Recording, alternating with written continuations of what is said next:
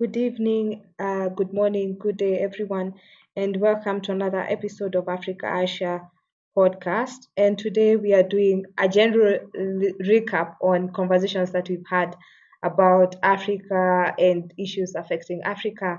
And I am with Chido, and Chido, very great to have you as always. So, Chido, you could start off and introduce yourself and introduce the topic and also like introduce the whole topic of Africa and the issues that we've discussed many times about what's going on with Africa. Chido? Thank you so much, Christine. How are you doing? Good evening, good afternoon, good morning, depending with where you're listening from and when you actually listen to this session. I'm happy to be here. It's Chido again. And today we've decided to have a more general discussion on some of the issues that tend to be highlighted when we have some of these podcast shows.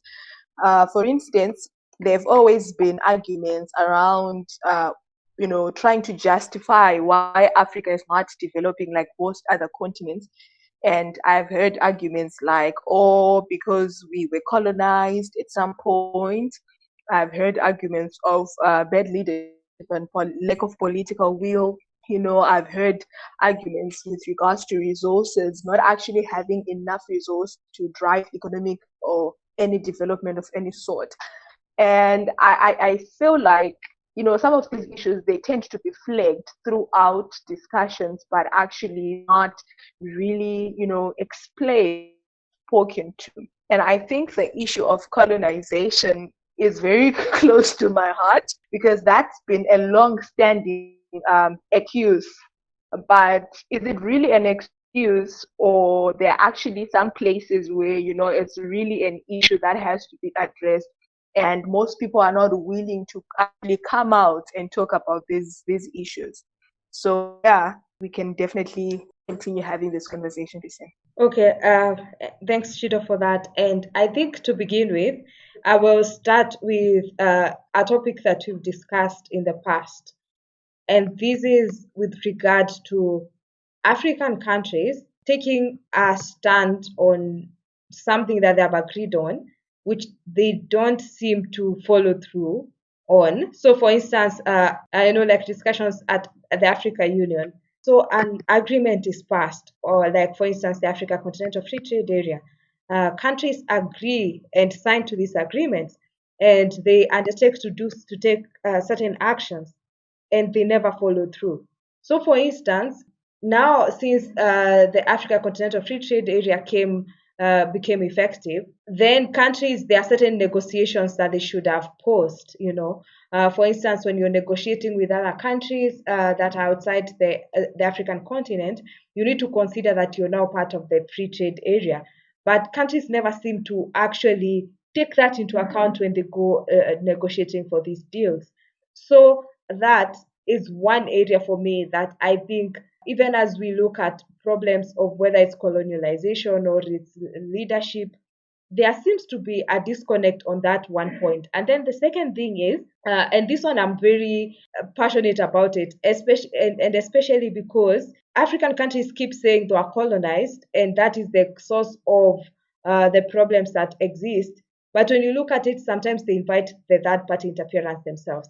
If I may give an example, the Africa Continental Free Trade Area, again, it's the European Union who are pushing and financing and following through with its implementation. Why should a third party be the one funding, like giving strategies and implementing for you what you've agreed to do?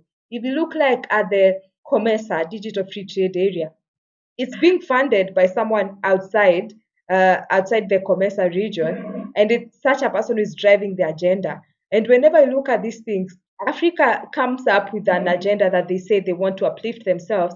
Then they invite the very same people who have been the cause of the poverty and who are taking the resources out of Africa to help them implement these solutions. For me, Chido, these are problems that I look at and think we should not ever admit some discussions of what is the cause of problems in Africa, because they seem like self-inflicted problems. But anyway, what are your views on other things that you think affect Africa and the decisions that are made? Okay, Christian, I'm going to comment on something that you've raised, particularly the whole concept of the view we have as African, as African people. No, I'm not going to say African people, but I'm going to say African leaders and policymakers, where we go and, especially at regional level, we go to the African Union and we agree on certain things, but actually never follow ratifying those things. I will talk about the issue of the tripartite free trade area, right? So what happened was there is whole idea of overlapping membership in Africa with most of the regional economic communities. So you have got countries like Zimbabwe that are state parties to the SADC and also COMESA, right?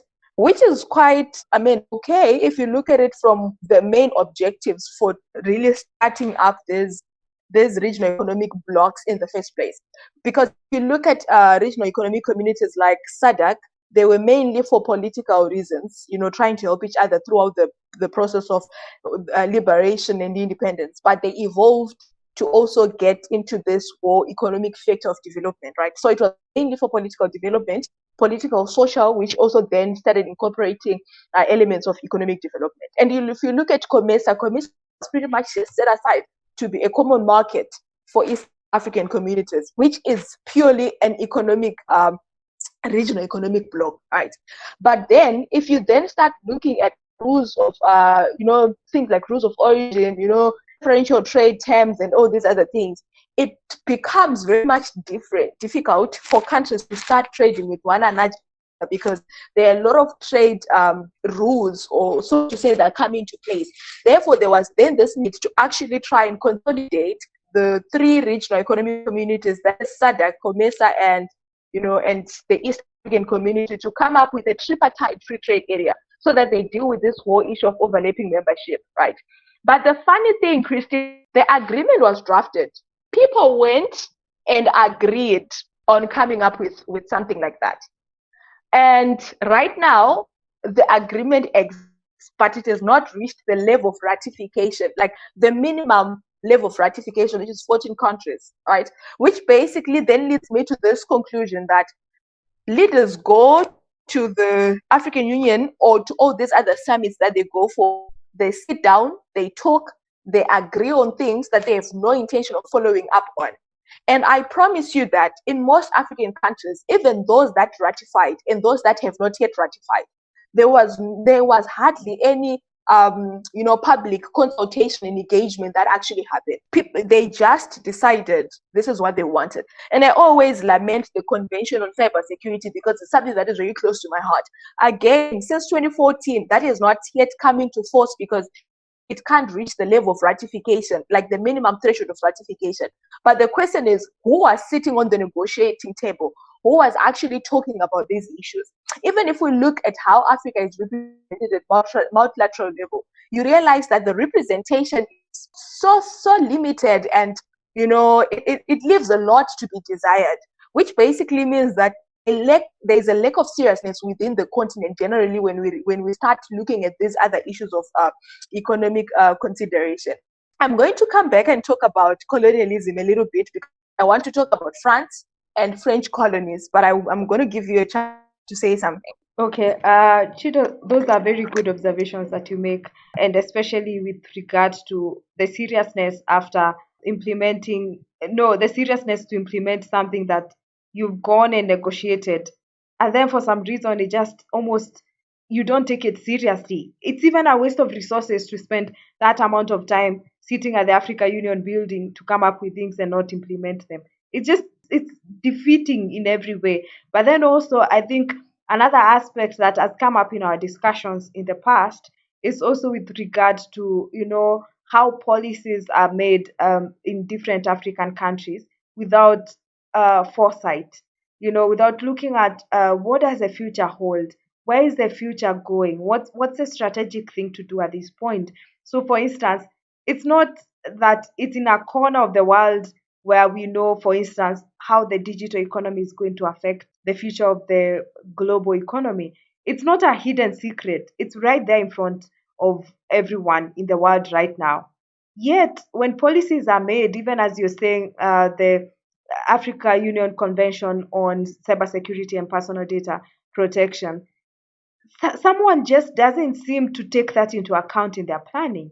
So sometimes you wonder, is it because there's no foresight in the planning? So that right now, even the investments that are being made, it's likely that they become obsolete within a very short time if you're not taking these things into account. But even the most annoying thing is that it's not that this information is not available, Chido. It's not that information, like African governments lack the knowledge, or especially after 2020, when with the COVID pandemic, the outcome of the digital economy just going explosive. It's not like it's a hidden secret that this is where the world is right now.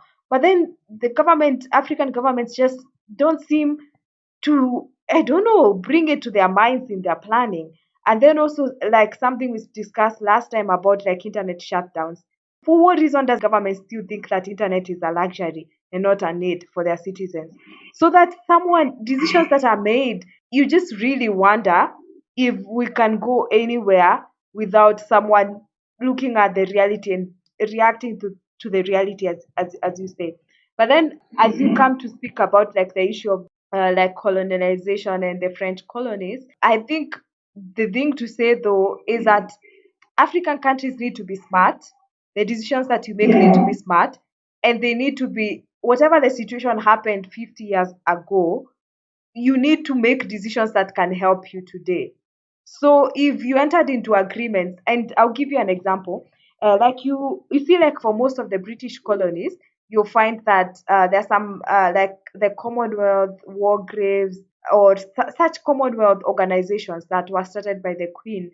And you find like for most British colonies, there are such agreements that were signed, there are charters that were put into place, and there are certain things that British colonies should almost not resist. So, for instance, if it's like the War Graves Commission, like if they want to establish like a memorial site within a British colony, then there's a charter protecting that kind of sites in these countries. We can say that's okay. But then there are similar agreements that date way back, even for British colonies, that today you would think these need to be relooked at, and especially when they're affecting you. So, and I think so. There's that angle where you look at what happened in the past and see what you can make it right. But then there's also what you can do to be forward looking. So I think for African countries, that's the perspective I'm looking at, not just the past, but like taking cognizance of the fact that there's a future coming and living as if that future will affect you, not just live, like without planning much for what's coming ahead. Shido? Wow, that's a very interesting issue that you raise. I mean, the points that you raise are very interesting, and I couldn't agree any less. But I wanted to talk about colonialism. We always lament about how colonization is to blame for where Africa is right now. Yeah, quite all right. We can't understate the impact of colonialism or colonization on a lot of resources. Started there was an outflow of resources that still exists. As that my research is focusing on trade misinvoicing or IFFs within the continent, and I actually found that the culture of illicit financial flows started during colonialism, and the problems that we still have today when it comes to customs control and border controls were left like that during the colonial period because they were supposed to be flexible enough to allow for outflows of resources and funds from the continent. But I mean, like you said, we can't continue talking about the past without changing it and coming to a future that is promising. So we always have room to change. We always have room to develop. But then we have a group of countries in Africa that really hurt my spirit. The moment I start thinking of French colonies, I feel like I want to cry because they are in a very complicated situation. I think the affair that exists between them and their colonizer is just one hell of a weird affair.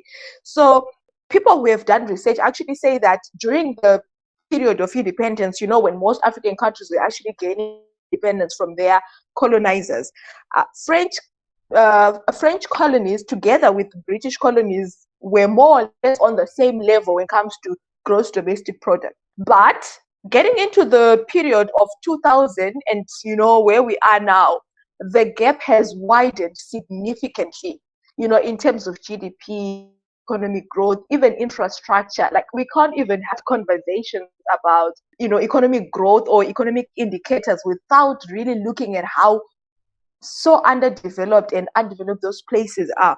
And there was a situation that happened in 2019, which was actually very interesting for me, where the Italian deputy prime minister actually accused France of impoverishing African countries, in which he actually alleged live on national television that France was manipulating economies of 14 African countries that use the CFA franc, with a currency that is underwritten by the French treasury. And if you trace the history to how they ended up using the franc, the CFA, and all these other things, and how it's being underwritten by the treasury, you realize that most of these countries, money that was coming from them, were actually paying France debt during the Second World War and all these other things, the reparations that France had to pay to Europe and all these other, all these other countries that came out victorious in the Second World War. So if you then look at that as a justification, or rather as an explanation, and then or maybe as an accusation, depending with how you want to look at it, and then you then look on the other side, the state of the countries that are actually using the CFA franc, you realize that there could be some truth in that. The same countries that are using that CFA currency are the same countries that are impoverished. Those are the same countries that are underdeveloped, that rely on aid, right? And then you look at how African community wanted to come up with an eco cash. And then another president was asked, so if this eco cash comes into circulation, what's going to happen about the CFA franc? And he says, we're pretty much changing the CFA franc to the eco cash, which basically means more countries are being pulled into that situation, which is unsustainable if you think about it. If you look at it from an economics perspective, it's unsustainable. And then you look at the places where there's actually development in Africa, where we can start talking about, oh, there should be development. In as much as we want foreign investment, I feel some of it comes with so much control. We spoke about COMESA. COMESA, most of the things that happen there are funded by the EU, and we are okay, fine, we're happy. There's progress that's going on and all these other things. But the question is, what's the stick in the game? What's going to be at the end of the stick? We have always talked about, I'm going to make this so that you speak about it, how China has always come into Africa and investing in Africa and all these other things. At what cost? Oh, I was asking you. Yeah, Chido. And yeah, I agree. I mean, I was about actually to say, I understand about the CFA franc, and it's beyond me why African countries still, like, why the West African countries using it, and in that union with France. Why? And is there no way out for them? And if there's a way out, why are they not taking it? But then also, I think China is a different ball game altogether, Chido, in the sense that how many African countries can actually say they are not indebted to China right now?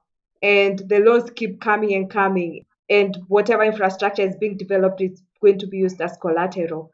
And we've had a discussion in the past on the Africa Asia podcast, on the China Africa discussions. And one of the things that we were saying is that when you go buy a car, for instance, and you go get financing from the bank does not come and tell you how you should start driving your car. The bank does not now come and start supervising who you gave a ride in your car. But now, what China does is that they'll give a loan to an African country. One thing, they'll bring their people to construct, and they'll bring their materials, they'll do all that kind of stuff. Fair enough. But for what reason should they now tell you, we now want to bring our military to protect this investment? I mean, for what reason would they do that? And then, as African countries, we are okay with that. And then, more than that, we also were noting in that discussion is that China tells you we want to engage with on friendly terms, and then they tell you, and our friendly terms is that we'll give you this amount of loan. First of all, why should Africa vet the friendships they want to have? because China wants to be our friend, but we want to be their friends. And for what reasons? Because it's almost like there is no, we can't be their friends, but let it be our choice. Not because someone comes and tells you I want to be your friend. And the terms of my friendship is that I should construct a road for you. What if my friendship, what I want is for you to, I don't know, give me a loan at fair terms? What if that's the term of our friendship that I want? But then it has been a situation where we can question why the West African countries are in the CFA franc. But when you think about it, even with like the loans coming from China, the situation is the same.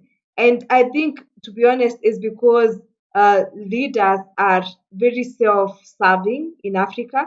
Rarely will you find a leader who actually asks, what is good for my people? What's good for the community?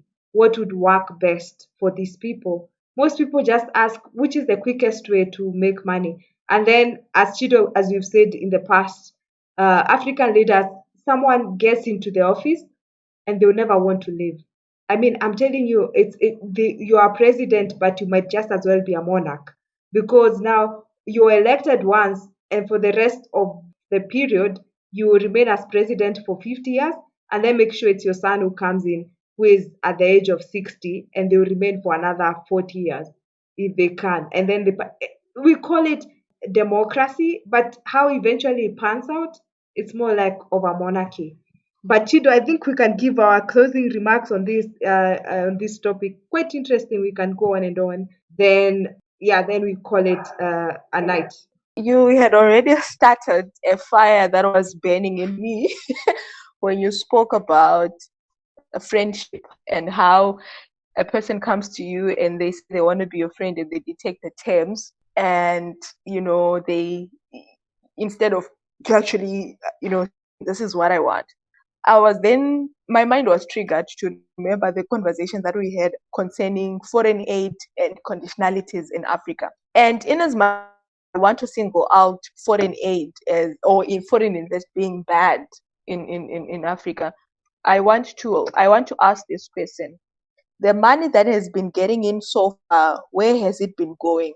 How has it been used? Because if you look at the amount of aid that Africa collectively as a continent has received, or in loans and guarantees and whatever, that money was enough, more than enough, to actually develop the continent to way more than it is right now. And I come back again to the issue of IFFs. The same money that is leaving the continent in illicit outflows is actually believed to be the same money that comes back through round tipping as aid and loans and grants and all these other things.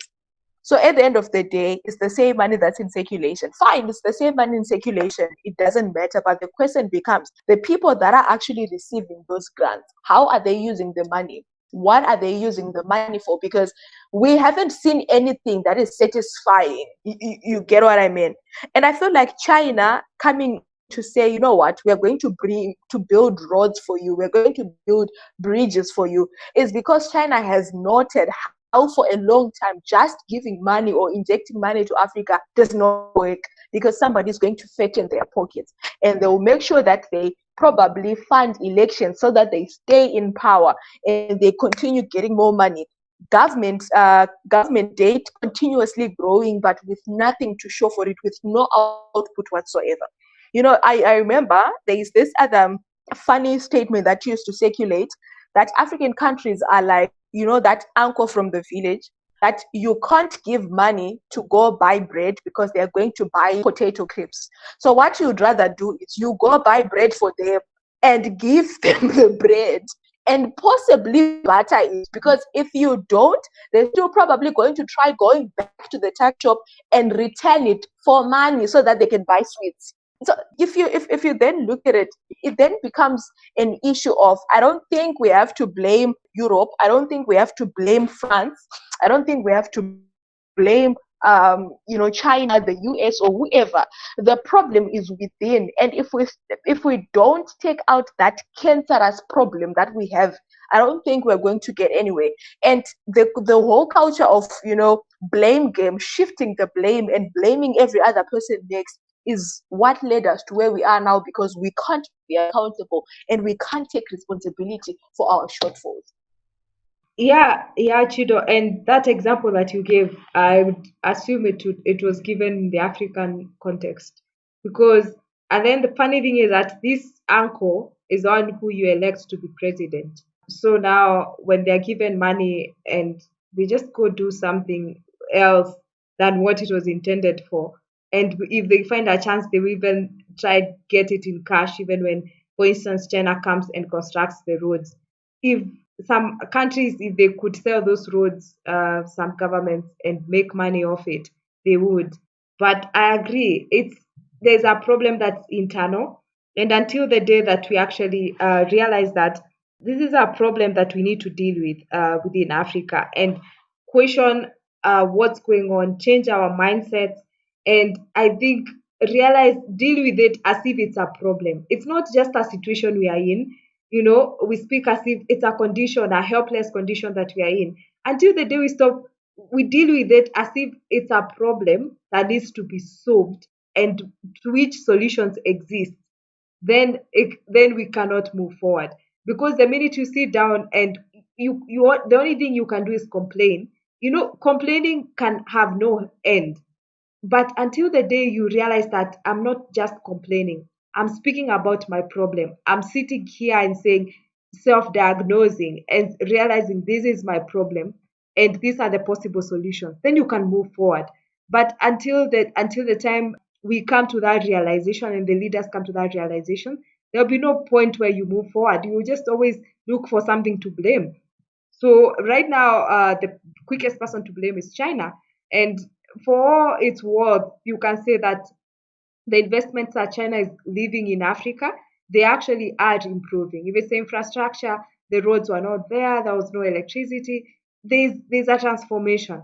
But then you look at a cost benefit analysis. What's the cost and what's the benefit? Could we have gotten the same thing for a cheaper price? Then what's the cheaper price? And how? And until you start changing your mindset and thinking for solutions to a real problem that you have, you acknowledge you have a problem and look for a solution that cures that problem. You diagnose this is the disease that I suffer from, and you take the medication to heal that disease. But as it is right now, Chido, I think first of all we are in denial that there's a disease, and any signs of diagnosis is a misdiagnosis because we are pointing to other people who are not the problem that Africa has, and without that we cannot move forward. If you ask me, I think at topmost the leadership within Africa is very non-committed to moving this continent anywhere or any country in Africa anywhere. None. I'm telling you, first of all, there's state capture, there's everything. Anyone gets into power and the thing that's top of their mind is just how to loot.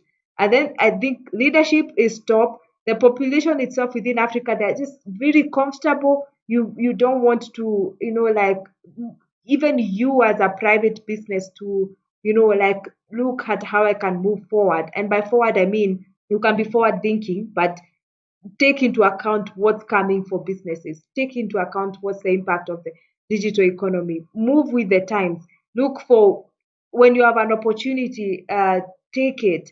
When you have an opportunity to build the society and the community, take it and build it. Don't destroy it.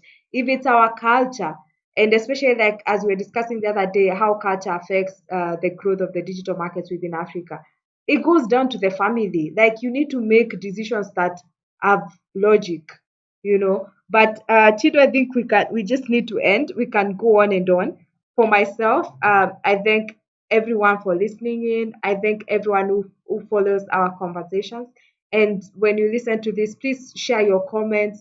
And you can also contact us to participate in future discussions about Africa and share your ideas. You can write to admin at 54ishare.com. And Chido, from me, I say thanks. And you can say your closing remarks and thank our listeners. Thank you so much, Christine. This was an amazing discussion. We look forward to feedback, and we'll definitely be together next Sunday as we discuss any burning issue that is significant to African growth and development. Okay. Thank you very much, Chido, and goodbye to everyone.